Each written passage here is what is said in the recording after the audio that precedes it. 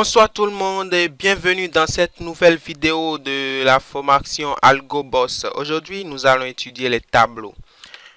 Pour les tableaux, on a besoin nécessairement de maîtriser les bases de la boucle parce que pour trier les tableaux, on a besoin de cette boucle. Donc, sans plus tarder, on commence. Les tableaux, ce n'est pas comme on entend avec l'objet où on écrit dessus avec de la craie ni de feutre. Le tableau, c'est juste un conteneur. Ça contient des variables, quoi. Donc, soit des entiers, des réels ou des chaînes de caractères. Donc, dans cette vidéo, on va faire un exemple où on va calculer la moyenne des étudiants. Donc, premièrement, prenons cet exemple-ci.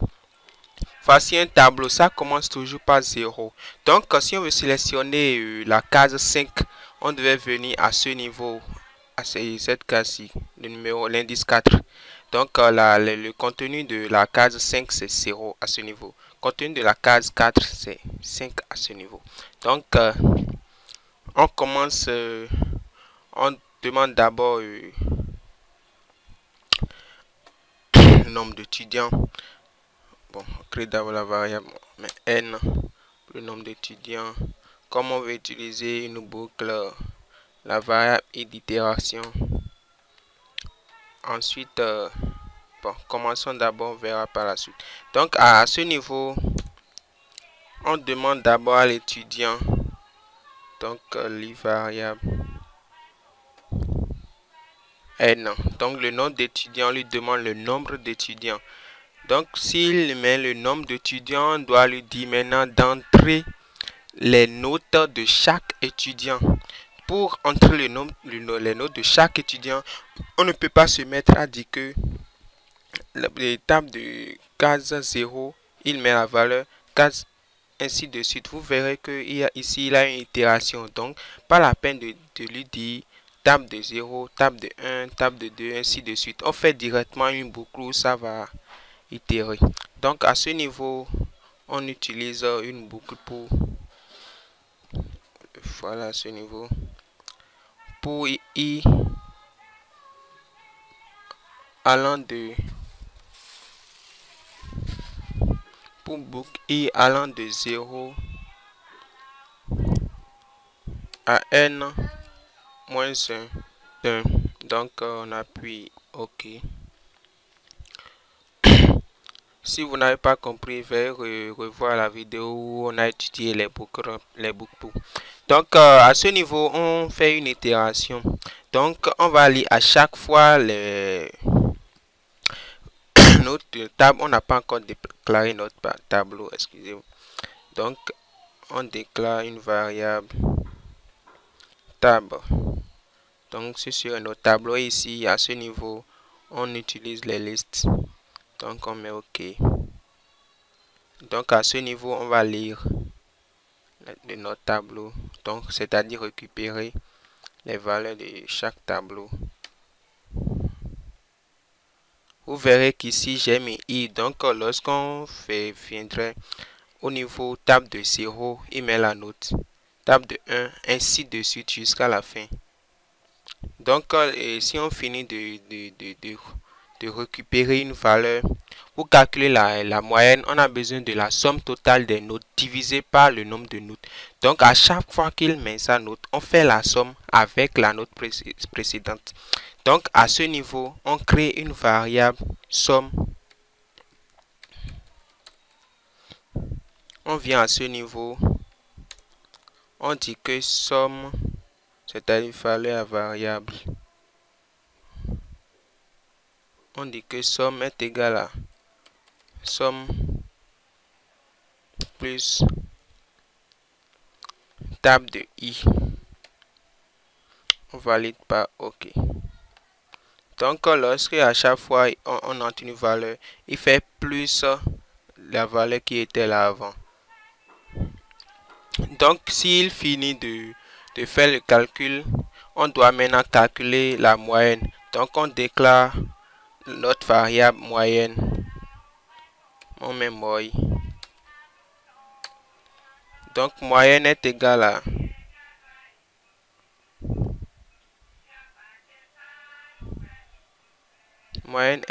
à somme divisé par le nombre de notes. Voilà, donc on peut maintenant afficher la moyenne. La moyenne donne. Et maintenant, on affiche notre variable moi. On vient à ce niveau. Donc, testons notre algorithme pour voir ce que ça donne.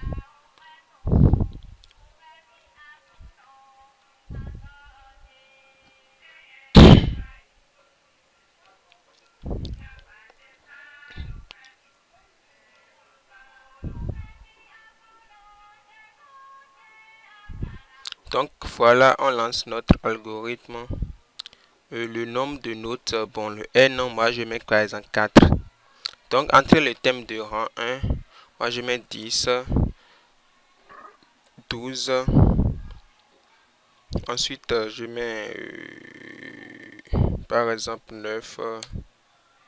Et ensuite, je mets 9. Ça devait donner 10. Voilà, la moyenne donne 10.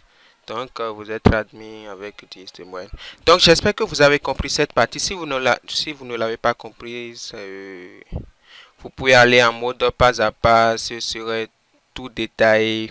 Parce qu'à ce niveau, lorsqu'il entre 10, ensuite à la prochaine boucle, et en 12, on ajoute le 12 au 10. C'est ce qu'on a fait à ce niveau-ci. Donc, lorsqu'il entre ça, notre nouvelle somme donne l'addition des deux. Donc, il fait l'addition ainsi qu'avec 9 et 9.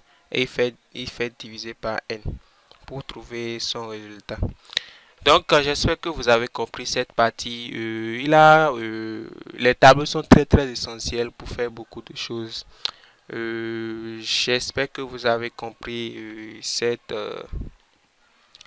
parenthèse sur les tableaux. Oui, là, vous pouvez même faire un autre croissant. Vous pouvez trier votre tableau en autre croissant ou en autre décroissant. Donc, si vous voulez, on peut bien faire un exemple pareil. Bon, essayons de voir si on peut faire quelque chose avec l'autre croissant, l'autre croissant. Donc, on supprime tout, soit on crée carrément un autre nouveau. Donc, ici, on va les autres croissants. Il y a plusieurs algorithmes pour les autres croissants. Je vais passer par le plus simple, très très simple, où on ira vraiment vite. On met notre N, notre I, et notre tableau, tab.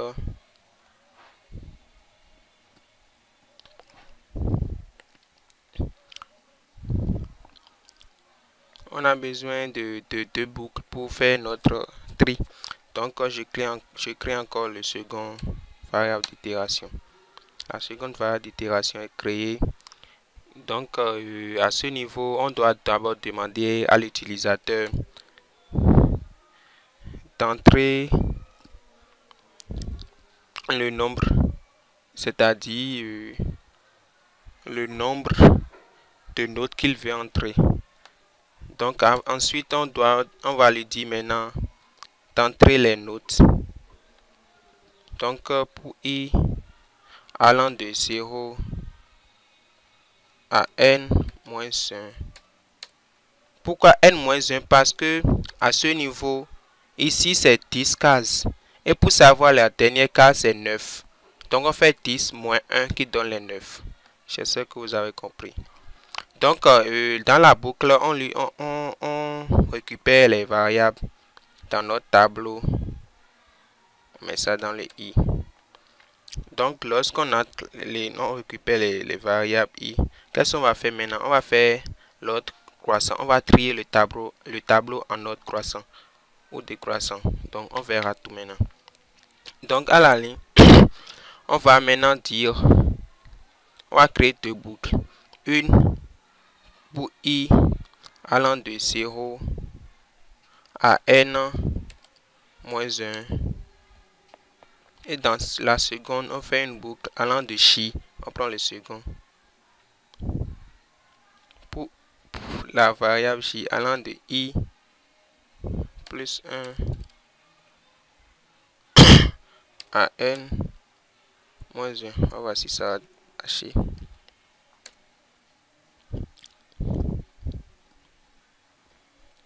Donc à ce niveau, dans la seconde boucle, on doit dire que si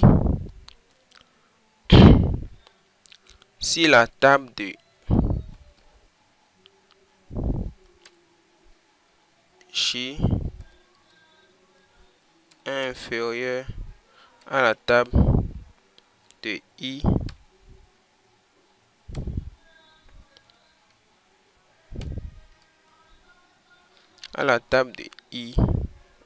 on valide par OK.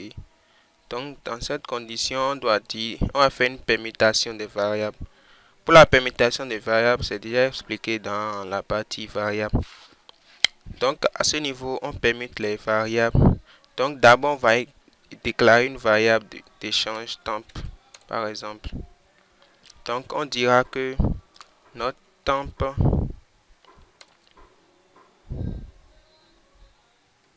viendra à ce niveau. On dira que notre temp prend la valeur table de chi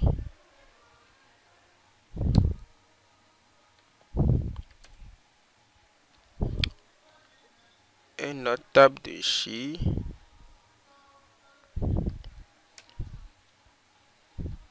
prend table de I et notre table de I maintenant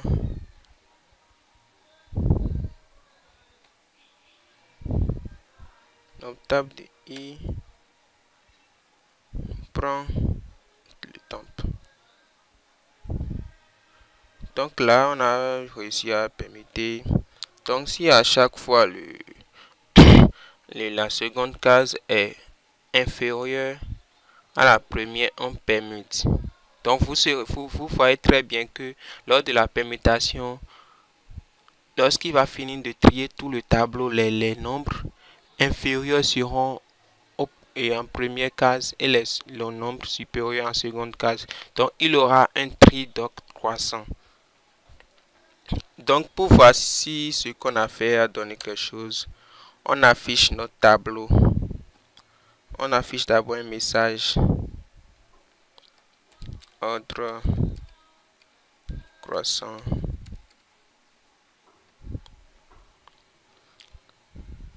Maintenant, on affiche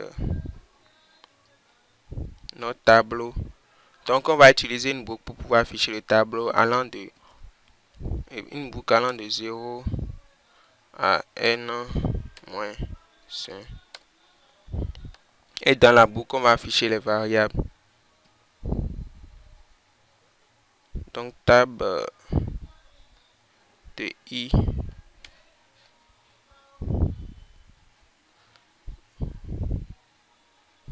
on va faire un retour en ligne. Donc on va lancer notre algorithme pour voir.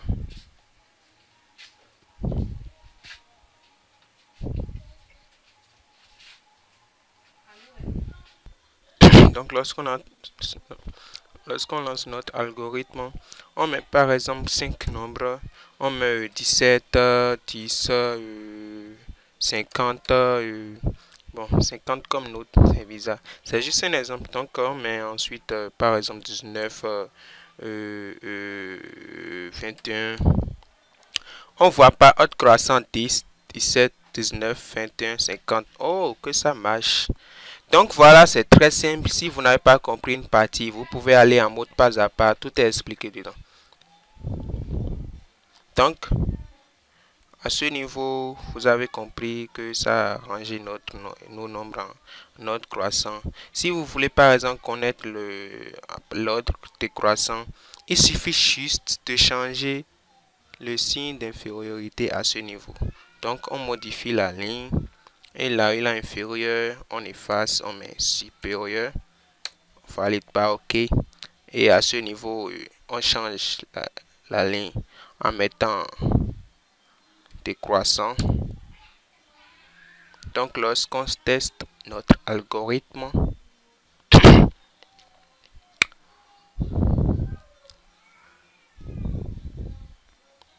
on lance notre algorithme. Je mets si cette fois-ci, je mets 15, 14, 18, 19, 5, 8.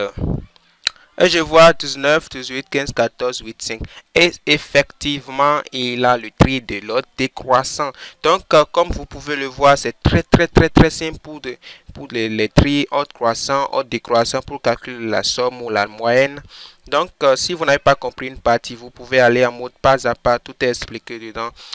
Donc, comme vous pouvez le voir, c'est très simple. On a utilisé deux boucles pour faire le tri et une boucle pour afficher le tableau. Si vous n'avez pas compris la notion des boucles, vous pouvez vous référer aux vidéos précédentes où on a étudié les boucles. Donc, chers amis, j'espère que vous avez tout compris. Si tel est le cas, likez la vidéo, partagez, abonnez-vous à la chaîne. Dans le cas contraire, ben, posez des commentaires. Mettez des commentaires, c'est juste dans la description. Demandez si vous n'avez pas compris quelque chose ou si vous avez des programmes à résoudre, des programmes tels qu'on peut ça faire. Informez-moi.